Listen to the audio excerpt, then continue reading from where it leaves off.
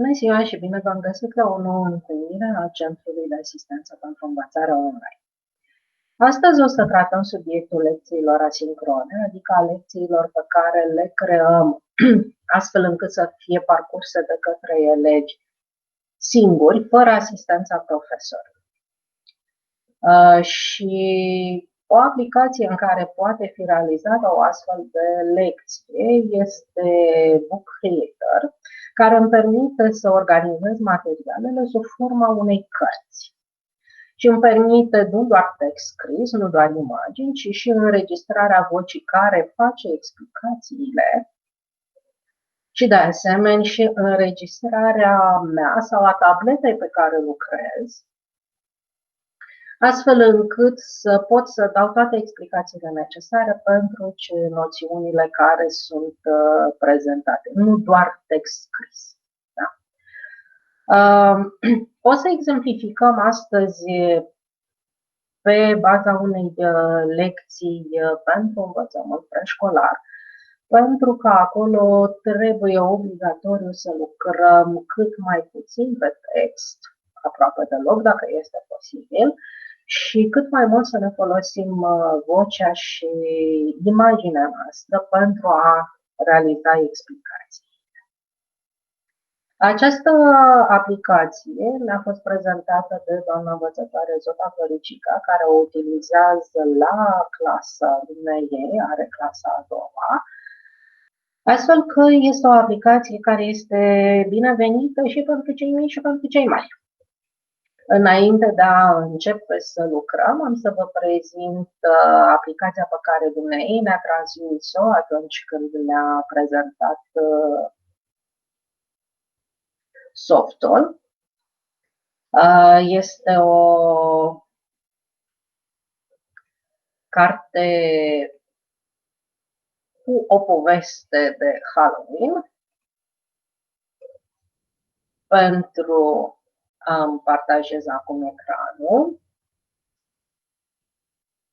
Da? Pentru lectură, pentru ora de lectură. Cartea ne-a fost trimisă prin intermediul linkului. La final, după ce cartea este generată, se creează un link care după aceea poate fi trimis pe orice mijloc. Eu am primit-o pe WhatsApp, dar poate fi postată și în clasă și nu va fi folosită doar de cel care a creat-o, ci odată primit link-ul, poate fi utilizat și de colegii care au primit acel link, iar aceștia la rândul lor pot să o partajeze pe clasa proprie sau pot să o trimită mai departe. Da? Aplicația crede în această filozofie a împărtășirii materialelor lucrate, a materialelor educaționale și nu ține neapărat, observați cât de drăguț poate să iasă și cât de atractivă este pentru elevi. Și inserează, iată, multe opțiuni grafice, astfel încât să fie cât mai atractivă pentru ele. Haideți să vedem cum ajungem în interiorul acestei aplicații. Scriem linkul aplicației bookcreator.com. Este o aplicație educațională. Da? Deci este creată pentru educație și este o aplicație educațională. Bineînțeles că are și o variantă plătită, dar în varianta gratuită pusă la dispoziție pentru profesori sunt foarte multe facilități, ceea ce este destul de neobișnuit pentru aplicații, chiar și pentru cele educaționale. Sunt multe aplicații educaționale care de-abia ai loc să faci ceva în varianta gratuită, dar aici ai foarte multe facilități. Cum intrăm în contul nostru? Sign up for free. Iar dacă avem deja, sign in. În momentul în care ați dat click pe Sign up for free, vi se va deschide o fereastră care vă va întreba Dacă doriți să vă creați cont sau dacă vreți să vă conectați cu un cont deja existent pe care îl aveți pe Google sau pe Facebook. Cei care folosiți Google Classroom la școală, la clasă, vă sfătuiesc să utilizați acel cont de Google pe care îl aveți pe Google Classroom de la școală, pentru că vă face direct legătura către clasa dumneavoastră și mai ales către materiale pe care deja le aveți în Drive, nu atât cele pe care le-ați introdus dumneavoastră, cât și pe cele pe care le-au postat elevii rezolvând problemele. Deci aveți acces la toate informațiile pe care dumneavoastră le aveți în contul dumneavoastră în clasă. Da? Așa că sfatul meu este folosiți contul de la Google Classroom. Odată intrați în cont, eu m-am conectat cu contul de la clasă, de la școală. Da.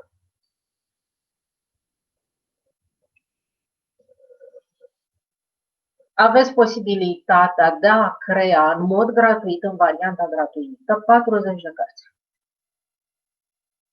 În momentul de față eu mai am două, am mai șters la 4, cele de test, până când m-am lămurit cum lucrează. Deci acele 40 sunt cele 40 care există în momentul respectiv. Chiar dacă realizăm o carte pe săptămână, ne mai rămân pentru un an.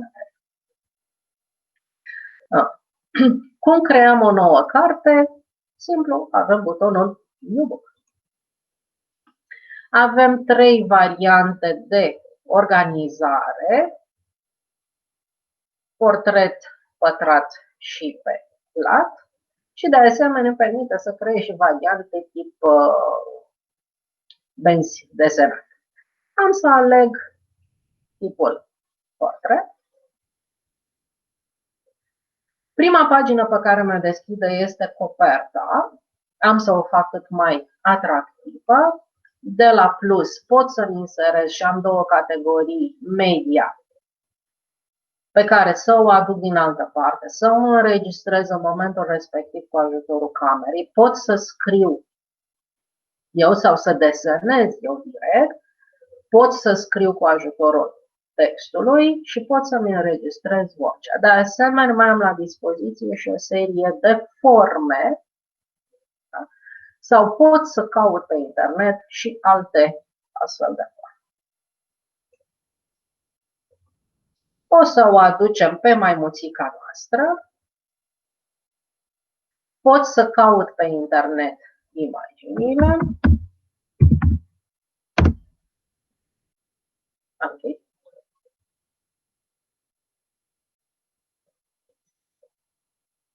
Și să zicem că asta este maimuțica noastră. Seamănă mai mult asta la altă. Dacă vreau să restrâng și să fie desen, nu fotografie, pun clip art și voi avea în momentul acesta doar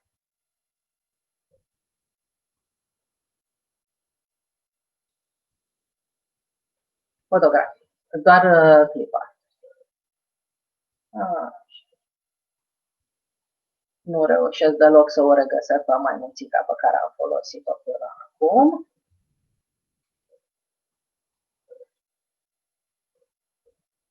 Nimic, asta seamănă destul de mult. Dăm click pe select și ea a fost inserată. Pot să o micșorez, pot să o rotesc.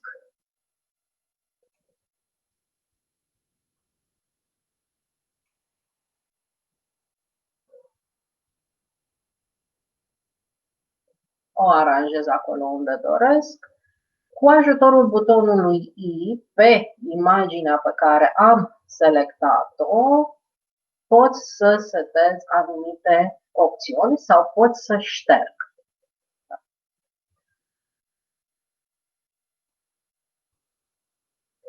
Pot să adaug și alte elemente și să le o iau și pe maimuțica mea. De data asta am încărcat-o de pe calculator.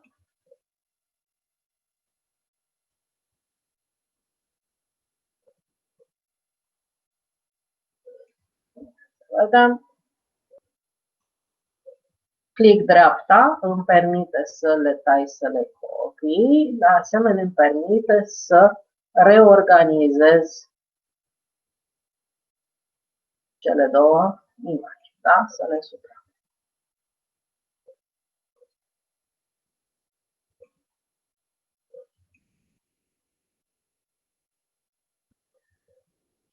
Pot să și scriu, pot să scriu de mână cu ajutorul creionului sau pot să introduc textul.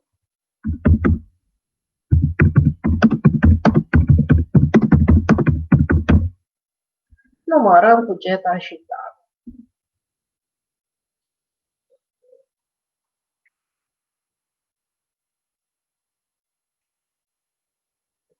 Observați că în momentul în care mișc imaginile, îmi apar și marcajele de orientare.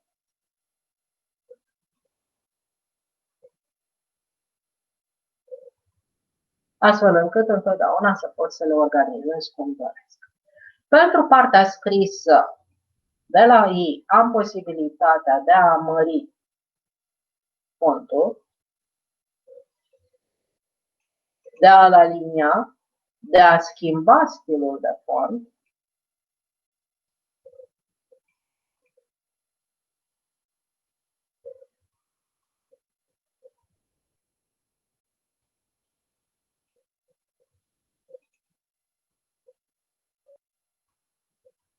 Îngroșăm, schimbăm culoarea.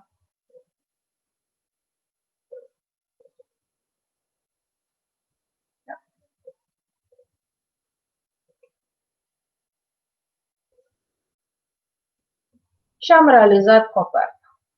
Tot pentru copertă mai avem posibilitatea, tot de la I, de a schimba, deci pentru foaie, nu doar pentru copertă, pentru foaie, avem posibilitatea de a schimba culoarea de fundal. Avem și diferite tipuri de hârtie. Inclusiv pentru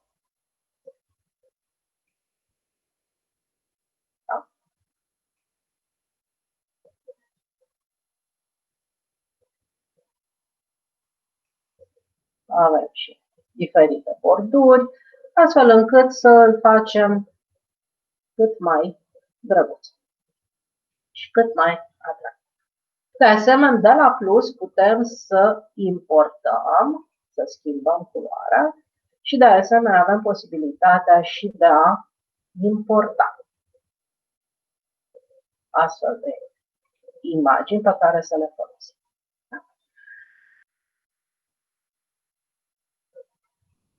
Bun. Am realizat coperta. Trecem acum în interior. Cum vom trece în interior? Click pe săgeată la treabă, dreapta și avem pagina 2 și pagina 3. Da? Deci versul copertei și pagina de exercițiu. Pe versul copertei vom trece instrucțiunile. Am zis că vom crea acest exemplu pentru grupa de grădiniță, pentru elevii de grădiniță, pentru preșcolari, astfel că în afară de partea de titlu, nu o să mai folosim nimic cu text. Totul va fi înregistrat. Da? Pentru a fi clar cum vor fi folosite butoanele, o să o importăm din nou pe Geta, dar de data asta pe Geta o vom adăuga de la creion emoticoane și vom merge pe animăluțe și am adăugat-o pe aici. Cu ajutorul creionului îi voi scrie numele. Cei care folosiți tableta, puteți să vă conectați cu tableta și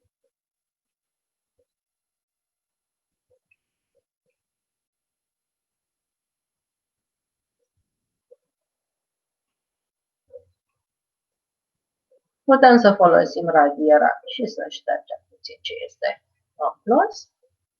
De la găleată putem să umplem zona cu culoarea pe care dorim.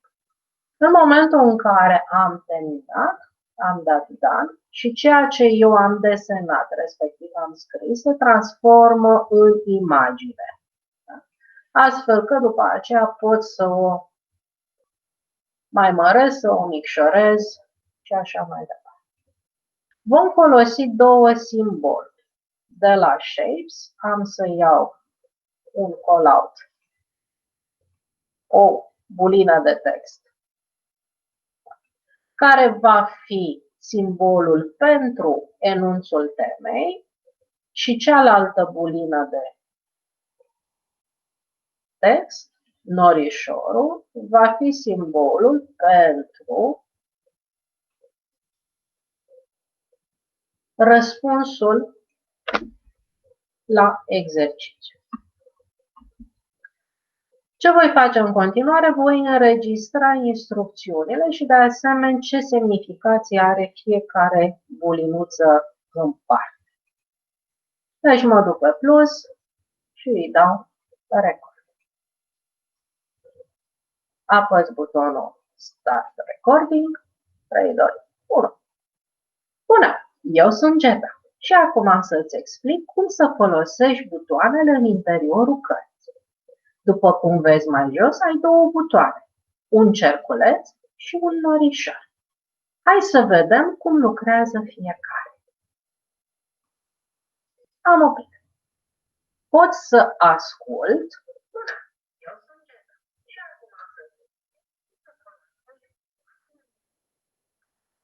Și dacă nu îmi place ce a ieșit, șterg. Dacă sunt de acord, apăs Use Record. Se formează, îmi apare în mod automat această trompețică, simbolul pentru audio, pe care îl așez în dreptul Getei mele. Iar acum voi înregistra mesajul pentru emoji. 3, 2, 1. Atunci când vei găsi bulina, vei avea enunțul problemei. Ascultă-l cu atenție. Folosim înregistrarea și o să o postez în interior. Acum vom face înregistrarea pentru norișor. 3, 2, 1. După ce ai gândit, poți să dai click pe butonul norișor pentru a vedea dacă răspunsul tău este cel corect. Ai grijă! Dai click pe norișor doar după ce ai rezolvat tu problema. Folosim înregistrarea și am adăugat. Întotdeauna ordinea în care vor fi redate înregistrările în interiorul cărții sunt de la stânga la dreapta, pe interiorul aceleiași pagini, și apoi de sus în jos. Astfel că din cele 3 înregistrări, prima va fi redată aceasta, apoi se va trece la aceasta, apoi se va trece la a treia. Haideți să verificăm dacă așa se întâmplă. Am acest buton Read to Me. El face ca ceea ce este scris cu text, da? Cu butoanele, cu inserarea textului, cum este, de exemplu, numărăm cu Geta și Tanu, să fie citit textul. Din păcate, în varianta gratuită, singura limbă în care se poate face această citire este engleza, astfel că el va încerca să traducă în engleză ceea ce am scris noi în română. Pentru profesorii de engleză va fi o variantă foarte bună de a utiliza această opțiune, astfel că textul pe care va fi scris în engleză va suna foarte bine și pe text. Însă la noi se va auzi foarte ciudat.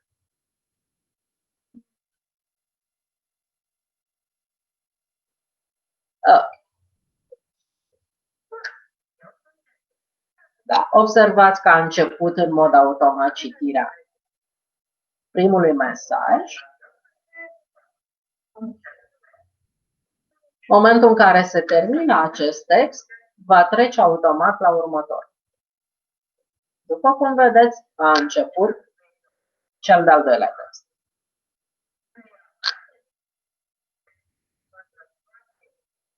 Pe înregistrare se aude foarte slab.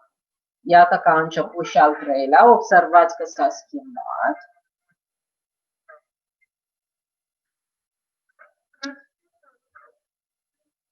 În momentul în care se termină pagina,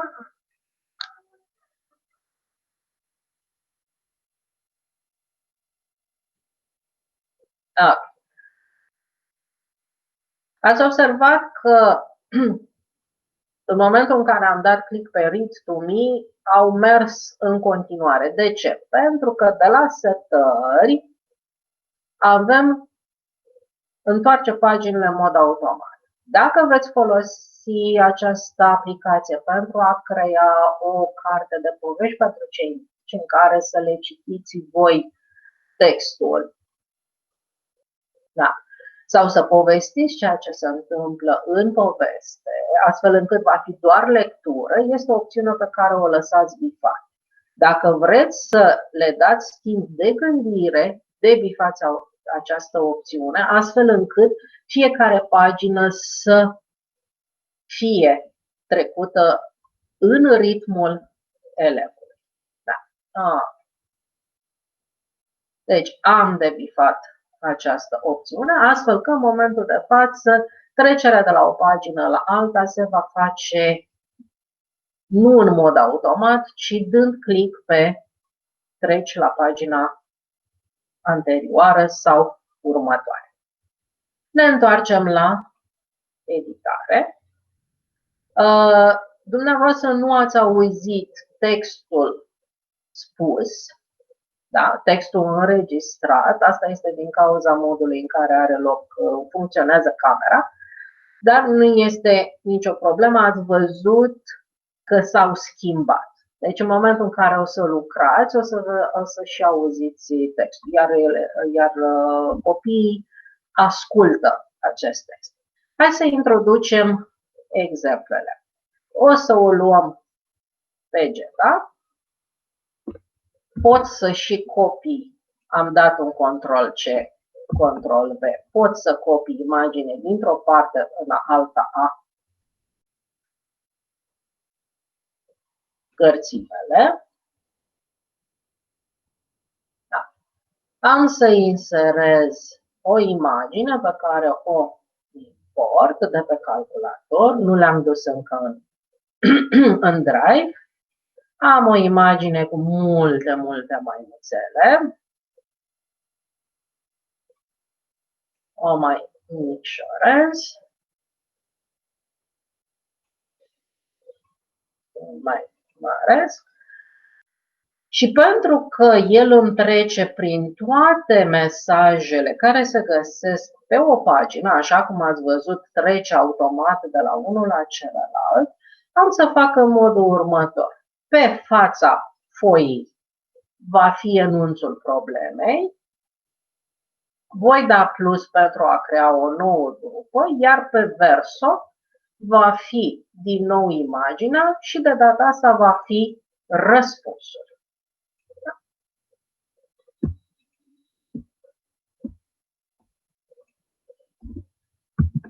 Voi copia din nou exact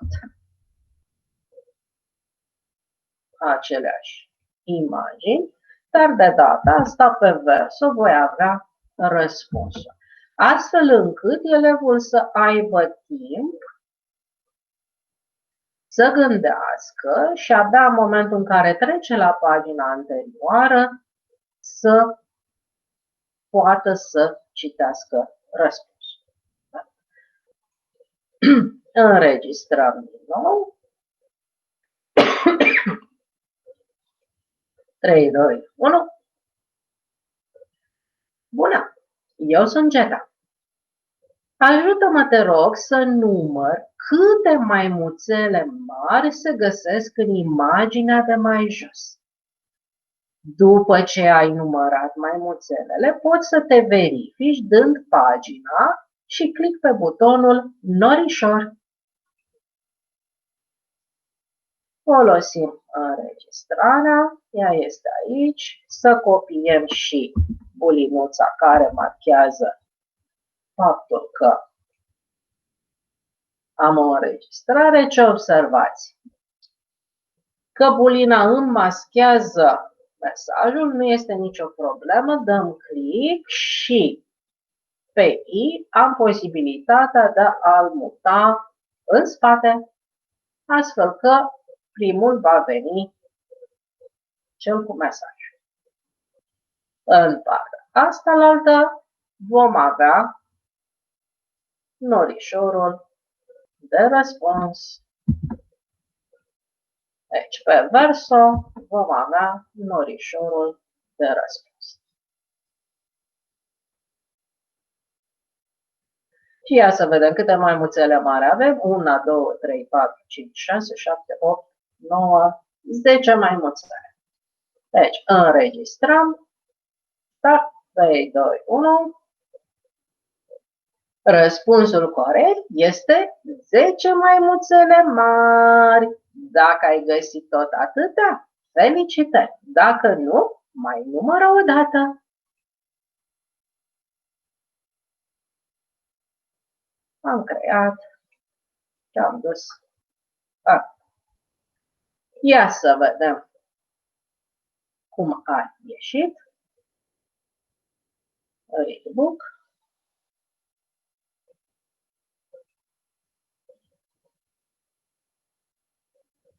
Deselectăm.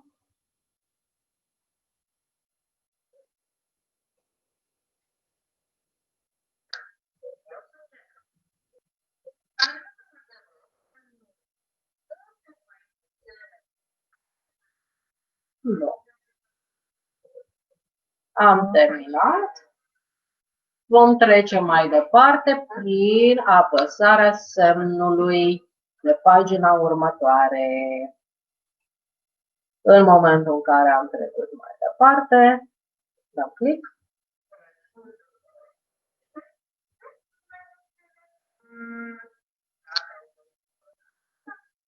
Și am obținut răspunsul. Da. Mergem mai departe. Vom adăuga un alt exercițiu asemănător, dar de data asta o să îl folosim pe Tanu.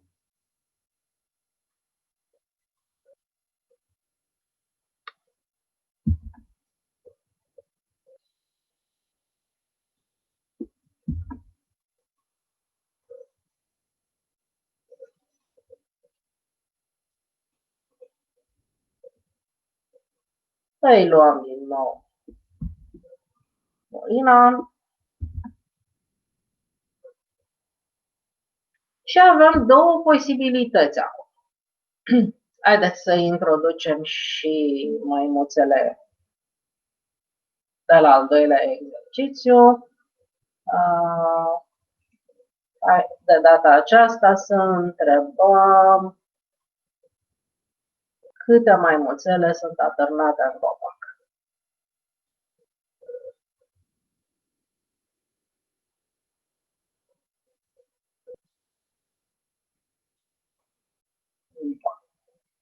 Putem să adăugăm în continuare înregistrarea vocii și așa să adăugăm mai departe câte pagini avem nevoie întrebări.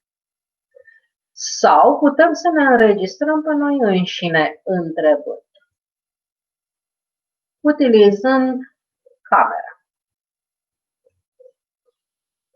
Pentru că eu deja înregistrez, nu pot să folosesc camera în două moduri, dar am posibilitatea atât de a prelua o imagine, deci de a fotografia ceva și de a insera direct în cartea mea, fie să mă înregistrez explicând, astfel încât elevii nu doar să-mi audă vocea, ci să și vadă. Da? Iar dacă am și aplicația de captură de ecran, pot să arăt ceea ce se întâmplă pe ecran în interiorul acestei cărți. Da?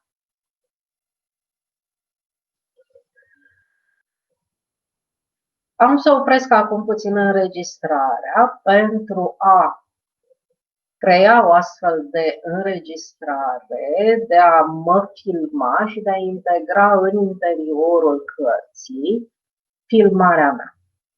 Da. Ați văzut, pur și simplu dau click pe camera și apoi record și mă va înregistra.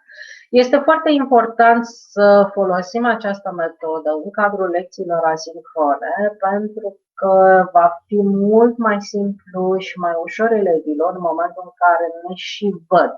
Nu este suficient să ne audă. Trebuie să ne și vadă, mai ales elevii de vârstă mică. Ei sunt foarte dependenți de imaginea profesorului, a învățătorului, a educatoarei. Da? Deci folosiți această opțiune pentru că are foarte mult efect. Da. Am să închei prezentarea. Ia să vedem dacă pot să folosesc acum camera. Nu. Trebuie să închid efectiv înregistrarea. Și am să am revenit. În pagina mea observați că a apărut ecranul care îmi conține înregistrarea. Pot să-l fac mai mic, pot să-l fac mare cât toată pagina.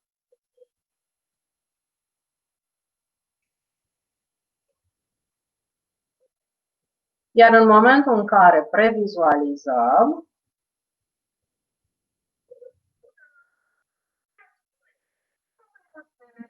iată că filmul se derulează.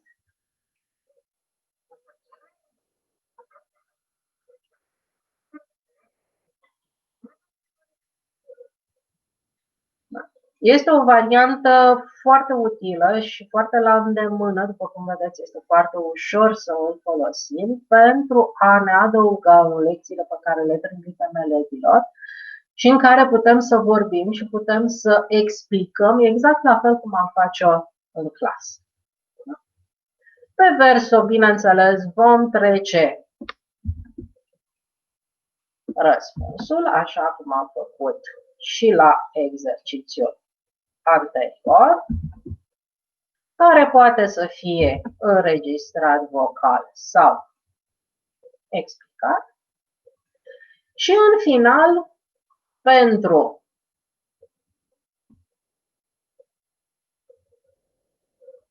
distracție, o să inserăm un film. Am posibilitatea și iată că am găsit Cântecul Maimuțelor din Cartea Junglei de pe YouTube.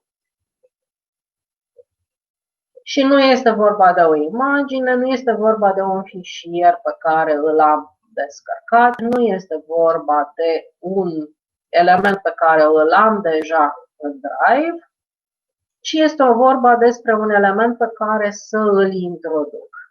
Embed de obicei se face cu ajutorul unui cod HTML, însă pentru anumite site-uri, cum este de exemplu YouTube, există și posibilitatea ca în locul codului să introduc direct linkul site-ului respectiv.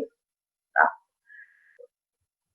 Și el încearcă să îl integreze, să îi adauge în mod automat codul pe care eu nu știu, pentru că nu sunt programator, să îl pun. Da? Dăm aici pe Confirm Web Link.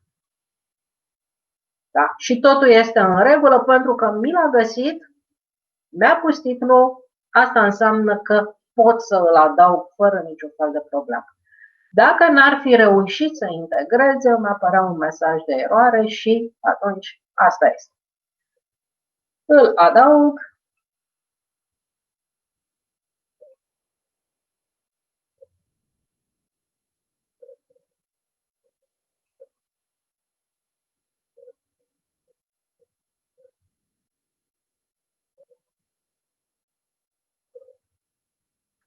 Luăm o culoare.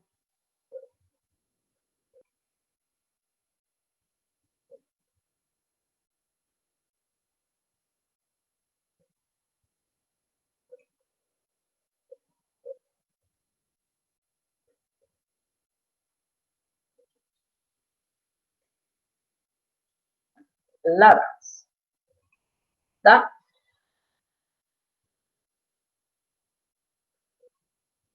Și am realizat carte. Haideți să o vizualizăm și o luăm de la început. Coperta, explicațiile, read to me și trece de la una la alta.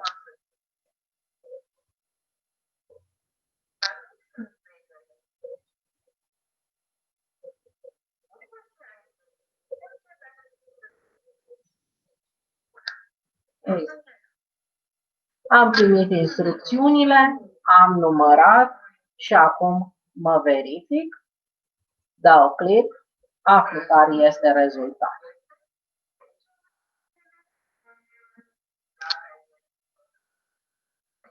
Merg la următorul exercițiu. Le-am numărat, întorc, verific și așa mai departe pentru toate exercițiile pe care vreau să le propun și la final ne distrăm puțin. Am finalizat. Cum transmit?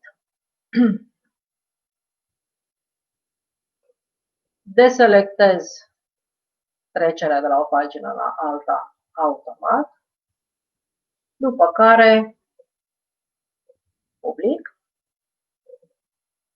Pot să descarc ca și e-book, deci asta înseamnă că am nevoie de e-book reader pentru a-l viziona. Da, e-book reader-urile sunt dispozitivele care permit vizualizarea acestor cărți într-un format mult mai facil decât PDF-urile și pot să-l public online. Dau un titlu.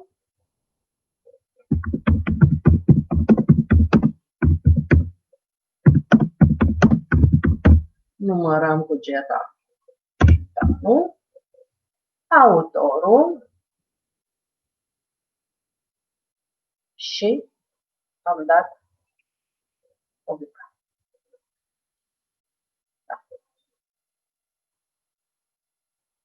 Pot să copii link-ul,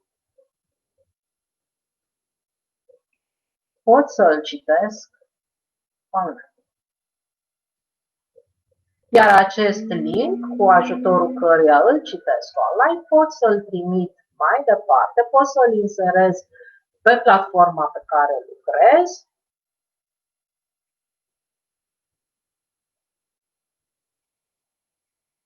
Da. Pot să îl partajez în clasă.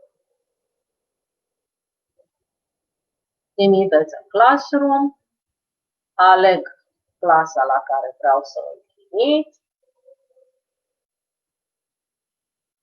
Ca și temă, ca și anunț, ca și material.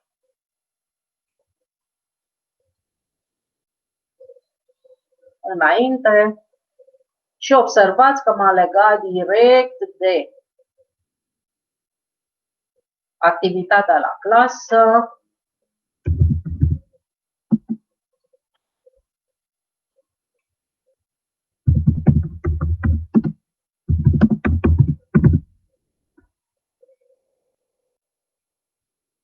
Pot să o descriu, am postat, sau programez pentru a avea o oră joi, pentru data de 10, ora Programăm. Postarea a fost programată și iată cum mă leagă de clasa la care lucrez. Iar la activitatea la curs găsim tema asta.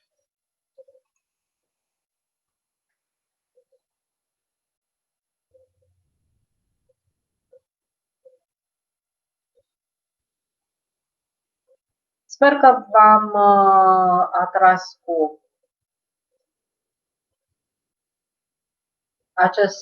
această aplicație, cu acest exemplu de realizare a unei lecții online.